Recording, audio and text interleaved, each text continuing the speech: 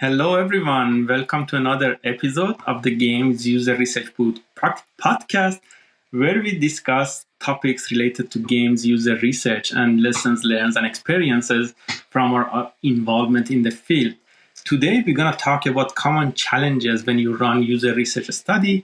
My name is Pejman Mirzababai. I'm an associate professor at Ontario Tech University. I run UXR Lab, where we work closely with industry partner and academic partner in doing games user research. With me, I have my two co-hosts, Leonard and Andres. Hi, as you already know from the other episodes, my name is Leonard Naka. I'm a professor at the University of Waterloo. I'm very excited about games user research, gamification, and writing papers for some reason. But those are the things that excite me professionally. I'm super excited to be here again and talk with you about games user research. Over to Anders. And hello, everyone. My name is Anders Draken. I'm a professor at the University of Southern Denmark, where I lead the Metaverse Lab. And as a Scandinavian, I am mildly reserved and not really enthusiastic about anything. It's really not in our NDA. But I do appreciate game data quite a lot. Over to you, Pejman. Awesome. Thank you so much, guys. So, as I said, today we're going to talk about common challenges. So I have a list of these challenges, basically from my interaction with companies and my interaction with the students when doing research. So I'm going to ask you a bunch of questions, and I'm very curious to see how you deal with these challenges that I have as well.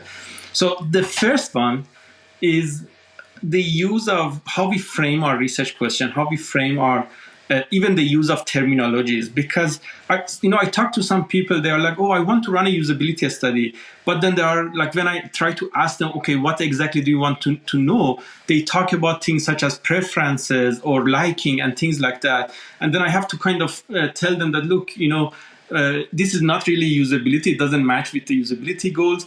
And then that obviously defines what sort of methodologies we use for running the studies. And then basically the assumption is, because they think it's a usability, they're like, oh, let's use 5 people. Let's just talk to them. Let's get them to play our game and get some feedback. And I have to kind of, explain and kind of push back and say, okay, with the type of question you have, it's not a usability study. You cannot follow that, generic guideline that, maybe having 5-6 users can lead you or, help you identify key issues. So I'm very curious to see how you deal with similar type of challenges, particularly related to terminologies used, how the research studies become framed. Yeah, sure. I was actually thinking about that. I had an interaction on Twitter the other day with Erica Hall, who's obviously quite knowledgeable about this idea of always having the right research question that then guides on how you select your methods. It really guides everything that follows. So I can really hammer home this point that you really want to focus on the research questions first. You want to spend that time on thinking about a specific and actionable research question that helps you really define what outcome you want to get out of your user research study. As a user researcher, that's key. Knowing what your target outcome is. What's the goal of the study? Define that goal first and really spend some time doing that.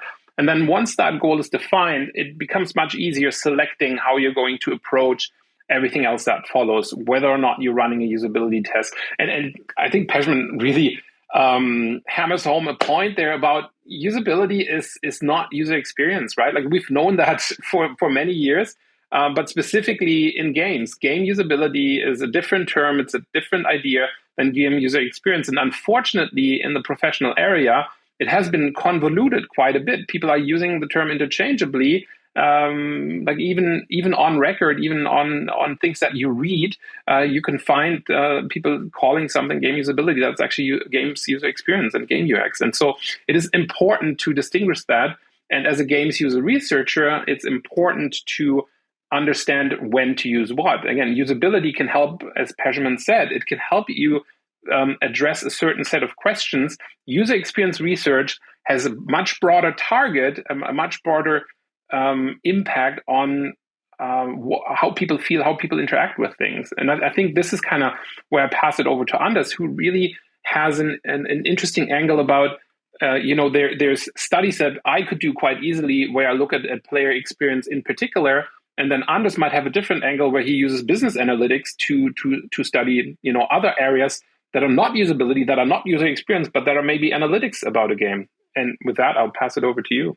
So I would actually start by going a step back and say, once you have identified your research question, it very often makes sense to identify what your hypotheses are. So what are your expectations in terms of what the answers are to those questions, right? We are really talking about sort of, although. Yeah? Just to interrupt you there, Anders, I don't think, on the risk of this being contrarian, but I don't think you always need a hypothesis. I think a research question is enough sometimes. As a researcher, as an academic, sure, you'd like to have a hypothesis, but you can run a perfectly fine study just with a research question, right? I think. But what and this is what I'm getting to. I think it always makes sense to try and think about what the answers to your research questions might be, because and you could call it a hypothesis or expectations, right? But the point is, you want to think through your experiment from beginning to the end. If you have an idea about what the answers might look like, it's much easier for you to also choose the right methodology. I always try to hammer home that yes, we have to figure out what is the question that we actually want an answer to, but then also what do we expect the answer to the question to be? Because if we can't envision the end point, it's very hard to really plan things. Of course, sometimes we do completely exploratory work. Like, for example, in a situation where we get a huge new behavioral data set from a game, and we just want to figure out what's actually going on here, right?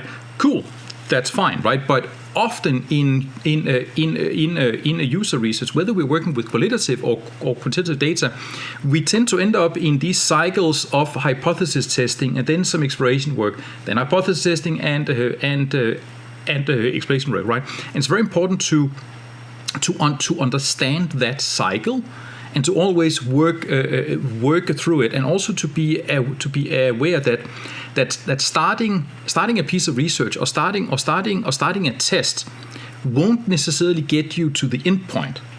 Rather, it will get you to a point where you are then capable of asking better questions, which is another common differentiator, that we plan a user test with the expectation that at the end of this we will have the answer to our question, but that is far from always the case. Sometimes we end up with way more questions than we actually started with. You are then also right that depending on the user research that we are doing, like, are we doing some qualitative work in a lab? Are we looking at data from 1 billion people across 5,000 games? We can sometimes ask the same questions, but obviously the methodologies that we employ in those two contexts will be very, very different. Going back to your original point, Petsman, regarding having the right definitions of terms, I can only agree. There is a standard vocabulary, there are standard definitions of what usability is, what user experience is. And sometimes we disagree quite a lot, but there are quite a lot of books now. And it is possible to grab one of them, including ours, and basically say, all right, so in context of games, this is what we identify as usability, as user experience, as player experience, etc., right? And that is absolutely necessary again when you, even in identifying questions, because if you can't ask the right question using the right terminology, again, that hamstrings you further down the process. That's actually really interesting. And as we were talking about it, and particularly as you guys were talking about, like, do we need a hypothesis or not? That kind of, I had a new idea. Maybe, when we engage with, let's say, on a new collaboration, whether with industry partner or other colleagues, academic colleagues, or new students, maybe there should be a bit of a terminology section that says, okay, this is like, make sure that everyone is aligned on the use of terminology. So what usability means to them, what qualitative study means to them, what quantitative. So some of these terms we may take for granted, but when we engage, particularly with non-researcher, non-researcher who are doing research, then I think it's become really important to maybe make sure that we all share the same understanding on not only what our research question is, but also the use of this different terminology might become something to pay attention to. And I mentioned something, I want to kind of switch the topic a little bit. I talked about working with non-researchers, but by that I mean like project manager, designer, producers, where they may be involved in conducting research. So something that I'm, again, another challenge that I'm kind of experiencing is I think as a researcher, one of our key jobs is to educate and empower others to be able to run their own research. I mean, there might be some disagreement here, and that might be a topic for another podcast, but let's build an assumption that we want to empower non-researchers to be able to conduct research. One key question that I always need to decide is what sort of method I would want to teach them first. So in other words, what's the easiest method to get insight from players for someone who wants to start? Like, would it be interview? Would it be observation? Would it be questionnaire? And I'm really curious to hear your thoughts on that. I have my own opinion, but I'm very curious to see what you guys think and what's the easiest method for people who want to get started. Let's assume the research question is fine. Like we kind of, we build it from the method side. So, Leonard, what's your thought? What's the easiest user research method for someone who wants to just, apply something, start learning? What should they do? I think it's a very valid question that you're asking here. And it's specifically with your huge experience working with indie game developers, there's always this ask for, what can we do that's cheap and that's best bang for your buck, basically. What's the most valid thing that we can do? Now, I face the same question just in general UX. When I teach my UX classes at the university, the students have that same question.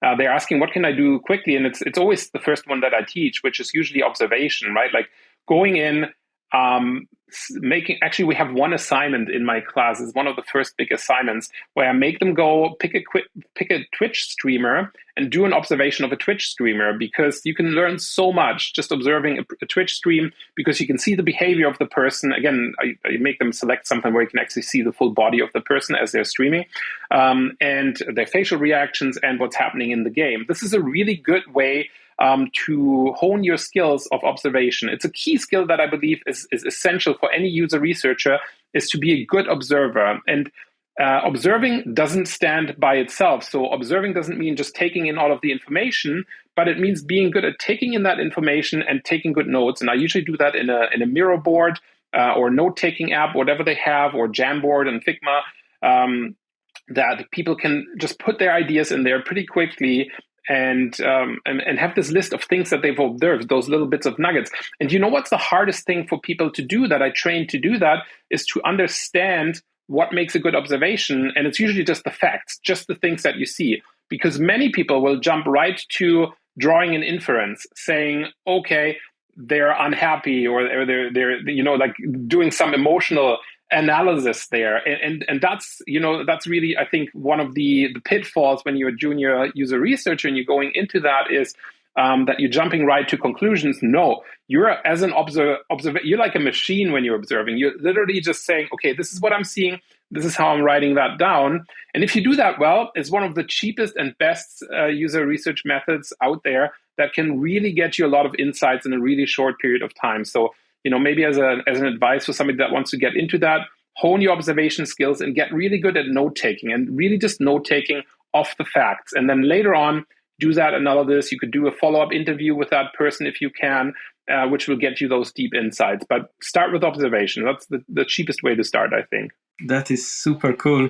What do you think, Andres? And I wonder if your question is data analytics, but So look, I fundamentally agree. But I think our field has evolved over the past decade to where there are two answers, at least two answers to that question. that go in slightly different directions. One is definitely observation. I completely agree. The other one is looking at behavioral data. Getting behavioral data from games these days is incredibly easy.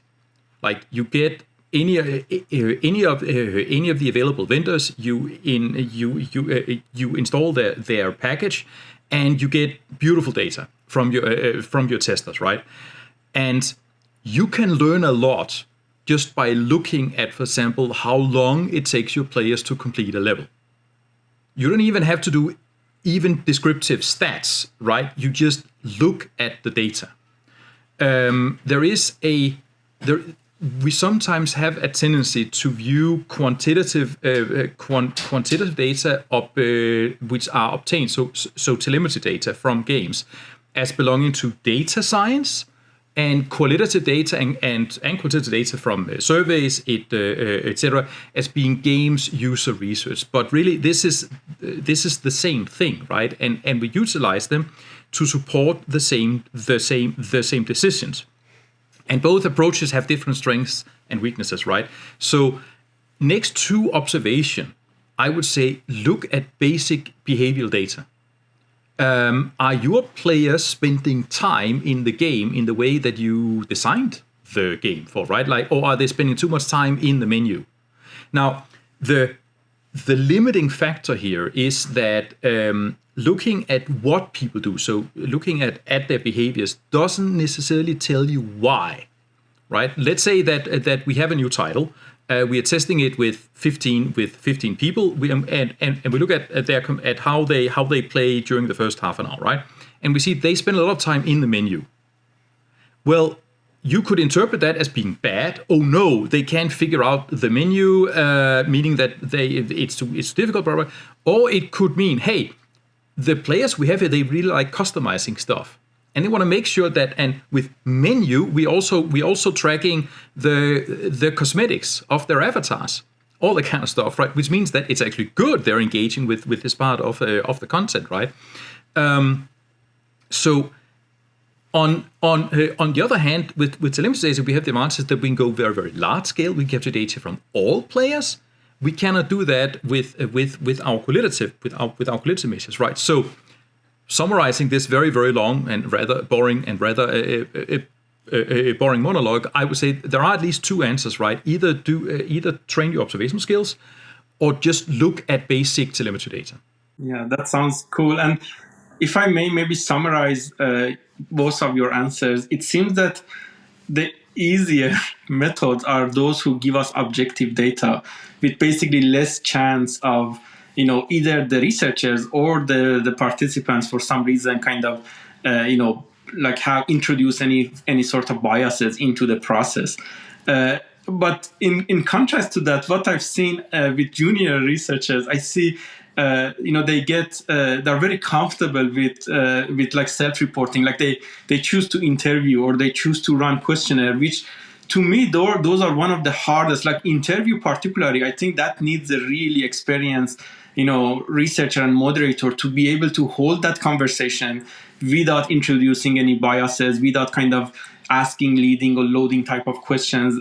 So I was basically very curious to hear your thoughts on that, and it sounds like we kind of share the same thoughts on this topic. Like one thing that I have learned in my 20 years of working in this domain, I'm getting terribly old, right? Is that a lot of the methodologies here are easy to learn but hard to master. Just like good games, right? There is so much depth here. You can learn how to make basic observations relatively quickly, but 1,000 researchers have spent 100 years across a lot of different domains just focusing on observational studies across biology, psychology, human behavior, whatnot, right? There is such a wealth of depth here, right? It is very, very easy to use a method and and draw conclusions that your data don't support, or ignore the how should we put it, the mastery levels, the deep insights that a particular method can also give you, right? And I think this is perhaps one of the weaknesses in our work, that we often tend to do things a little bit too easily. We simplify things down into, oh yeah, you run a usability study and here is your script, blah blah blah. And again, that's fine, but you can gain more from this. I was thinking we should probably have another session on talking about how we support kind of, let's say, scaling and or democratizing research. I think that's an interesting topic to talk about it in another episode. But one final question I had, and I know we are almost running out of time. The last thing I wanted to get the last question I had to get your thoughts on is, how would you evaluate the impact of your research, whether on a commercial project or on an academic project? Where is that kind of a return on investment for you, or projects you are working on? Is it to see that the game that you worked on has changed, or is it to have that paper published about the findings, or is it to kind of build a better relationship maybe with a stakeholder, or as Andres earlier mentioned, it might be even just finding a better question to answer for your next study? So how do you see that impact? Where that impact is for you? Leonard, do you want to go first? You look very you're thinking deeply. It's a good question. It's a challenging answer, specifically when you're an academic, because we have sort of our success metrics in the academic world where it doesn't matter that we write a paper. It doesn't matter that our paper gets cited, because that means our colleagues, or usually is some sort of indicator that our colleagues think our work is valuable, because they're citing it and referencing back to it. So obviously, if you're playing the academic game, if you're a professor and you're working at a university, that's, I think, at the key of measuring impact. That even comes up in tenure committees and so forth, where people are discussing this type of impact. But I do think there's something such as societal impact that is really important if you're in the academia, or if you're in industry, where you really want to measure the change and the impact that it has for people. So what if my game actually incites people to think twice before they throw something somewhere that should go into the recycling bin, to have a very simple example, or to eat healthier, or to be more conscious about the things that they do in real life. So what about games or things where your user research actually informed something where not just the game got better and it's more fun, but it's also the fun that people are having are touching them on some deeper level. I think for me, that becomes more and more a measure of success, where if I get to work on a project, and that's not always with a games company, but that can be with any sort of partner, where I have a feeling we're actually helping somebody. Let's say we're working with a bank and we're helping somebody really understand how to do finances. That's a big thing for me, because I don't think we teach people enough on how to save money, and given that we live in a capitalistic world, that's kind of important to think about how you optimize your wealth, your personal wealth, and your portfolio and things like that. But also on the human level, how are we becoming better humans? How are we doing things in a more conscious way that doesn't ruin the planet? That we're worried about oil and exhaust and climate change and all these things. And so, is our game touching on these things? I always love going into games where I feel like I'm in a lush environment or whatnot. I feel like I'm on vacation. The Tomb Raider, Uncharted type of games. But what if we could use that sort of green space impact to make people more conscious that this planet is going away? And I know I'm kind of leaning out of the window here, going into a very different direction. But you asked about impact. To me, impact means we're having some sort of impact on the world around us, and we're conscious of that impact. We don't stand alone. Not every game is an island. Not every game's user research is just so that one unit in the game is more fun. But we're all part of human society, part of a larger system. So we do have to kind of take a step back and look at the bigger picture sometimes. So yes, maybe impact, in some parts is influenced by, okay, it had impact for that specific game, but I think it is good to see the bigger picture sometimes and say, okay, so what about fixing this game and making this company successful? Maybe this is actually a company that thinks about these bigger issues.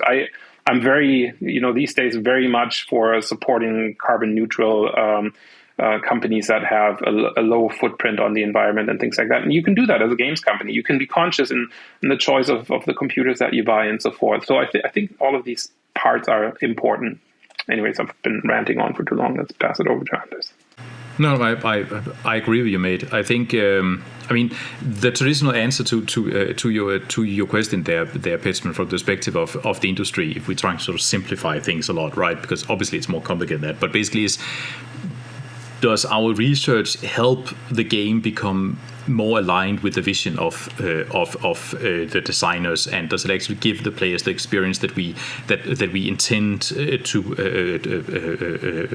provide them with, right? But I will also say I really appreciate what you were saying there, Leonard, and also say that over the past few years I experienced these thoughts a lot more from our colleagues across the board. Like whether in industry, on academia, or whether they are policymakers, players, people are starting to sort of think a lot about what's the bigger picture, what's the ecosystem, and I think something that we touched upon in a talk that we did together like last year for one of the user research summits is about sort of seeing that bigger picture as you are running the number 77 usability test for this new game. Like how do you go from there, or as a lonely academic slaving away in our ivory tower, how do we actually influence that debate, right? How do we move away from writing just another Kai paper that's not gonna change the world to something that has some sort of an impact, no matter how small. Sometimes it can be really, really hard seeing that path, and it's definitely something it'd be useful to talk about more in the future. But I think it's very good bringing it up, because yes, there are implications beyond just this test, just this analysis, just this prediction model, right? Cool. That's both of your answers very kind of thought-provoking, and I think that's maybe a good time that we kind of close this session and leave our audience with with this discussion to maybe think about it and reflect. And feel free if you're listening to this podcast to reach out to us, provide your opinion and thoughts on this, even like participate in this discussion if you want. And thank you to both of you, and thank you so much to our listeners for staying with us. And we are looking forward to discuss more topics related to games user research and how we can basically better share our experiences and knowledge with the community. Thanks, everyone.